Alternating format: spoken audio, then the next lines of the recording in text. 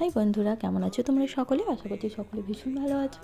আর আমরাও বেশ ভালো আছি। আজ অনেক দিন পর তোমাদের সাথে আমার বাড়ির বেঙ্গলি লাইফস্টাইল সিরিজের ভিডিও শেয়ার করছি। আর তোমাদের কাছে প্রথমে সরি চেয়ে নিচ্ছি যে আমি চ্যানেলে আমার ভিডিওগুলো কন্টিনিউ লাঞ্চের বিষয়ে দিতে পারিনি। টুকটাক যেমন পেরেছিলাম ভিডিও দিয়েছিলাম, মাঝে কয়েকদিন গ্যাপও হয়ে যাচ্ছিলো। বাট আজ থেকে চেষ্টা করব আবার যথারীতি আমি আমার লাঞ্চে থালির যে সিরিজটা তোমাদের সাথে শেয়ার করতাম সেটা শেয়ার করার জন্য। তো তোমরা জানো যে আমার বাড়িতে জগদ্ধাত্রী পুজো ছিল। তো জগদ্ধাত্রী পুজোতে বাড়ি যাওয়ার পরে ওইখানে একটা আমাদের সাথে দুর্ঘটনা হয়ে যায়।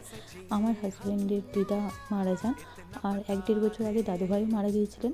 তাই মা খুব একা হয়ে গেছিলো। তাই মায়ের সাথে আমরা কিছুদিন ছিলাম। দিদার কাজ খুব ভালোভাবে হয়ে যাওয়ার পর তারপর বাড়িতে ছিল পৌরাষ্টমী, সেগুলো সব কিছু কমপ্লিট করে আমরা এখন মিদনাপুর চলে এসেছি। তো চলো দেখে নাও। আজকে লাঞ্চের মেনুতে ছিল ভাত, স্যালাড, বেগুন ভাজা, একটা শাকের চচ্চড়ি, ফুলকপি আলু মাছের ঝোল।